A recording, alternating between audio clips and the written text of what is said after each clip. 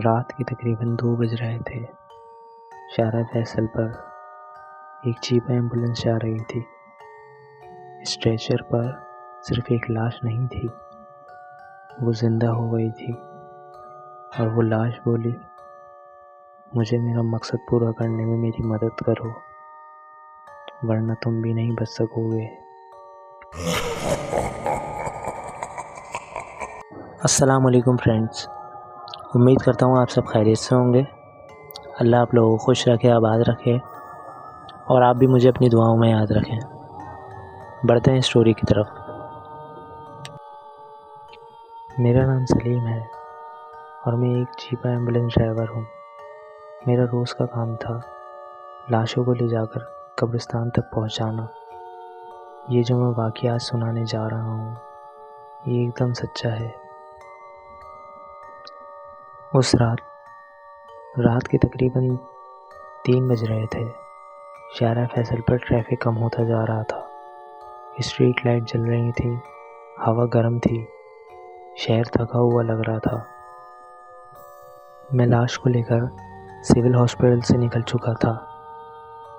मेरे साथ एक हेल्पर अदनान, पीछे स्ट्रेचर पर एक लाश थी। उसकी उम्र तकरीबन 35 साल होगी। वाइट चादर से ढकी हुई।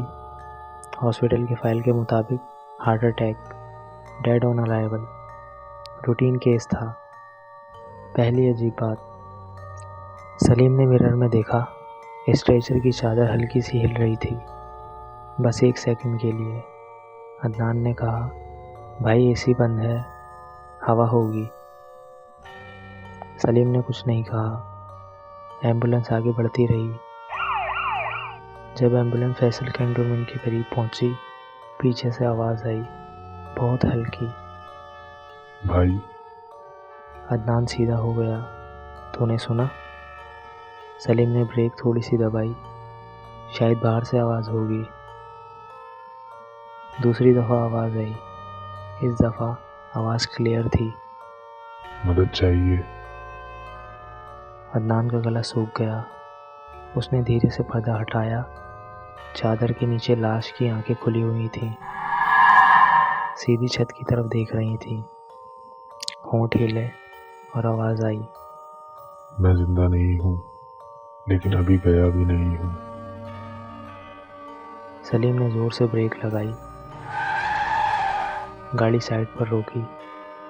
दोनों पीछे हटे और भागने लगे, और वो लाश बिल्कुल उनके सामने आ गई।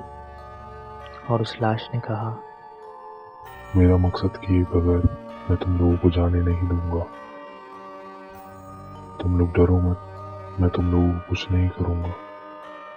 अदनान ने कांपती हुई आवाज़ में कहा, तुम जिंदा कैसे हो? लाश ने धीमी आवाज़ में कहा, मैं लाश हूँ, लेकिन मेरी रूह फंसी हुई है। तुम मुझे कब्रिस्तान ले जा रहे हो, लेकिन मेरी कब्र खाली रहेगी। सलीम ने पूछा, क्या बोल रहे हो तुम?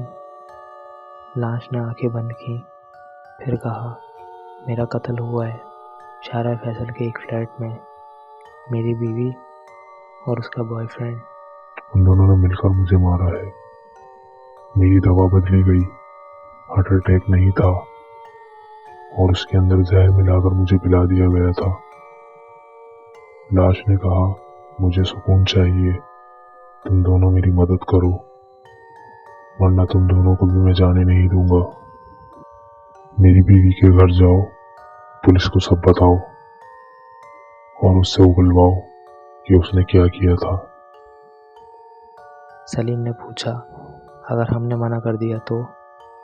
लाश ने अपनी गर्दन घुमाई और कहा, फिर मेरी रूह इस एम्बुलेंस से कभी नहीं जाएगी। एम्बुलेंस का रूट चेंज किया। कब्रिस्तान नहीं, फ्लैट का एड्रेस लाश खुद बता रही थी। फ्लैट के बाहर, 3rd फ्लोर का फ्लैट, लाइट्स ऑन। रात के 4 बज रहे थे। एम्बुलेंस नीचे खड़ी हुई। अदनान डरता डरता ऊपर गया।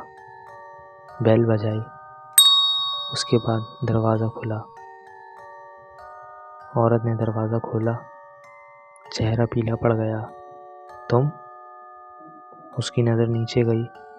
एम्बुलेंस खड़ी थी और स्ट्रेचर पर पड़ी लाश। औरत ने चीख मारनी चाहिए, लेकिन आवाज़ नहीं निकली। लाश की आवाज़ ऊपर आई। सच बोल दो। फ्लैट के अंदर एक और आदमी था। उसने भागना चाहा, लेकिन वो भाग नहीं सका। अचानक उसके पैर जम से गए।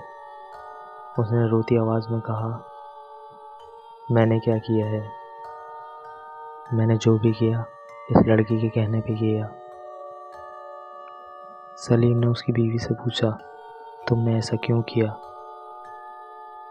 उसकी बीवी ने जवाब दिया, मैं तंग आ चुकी थी। इसने मुझे छोड़ना नहीं था।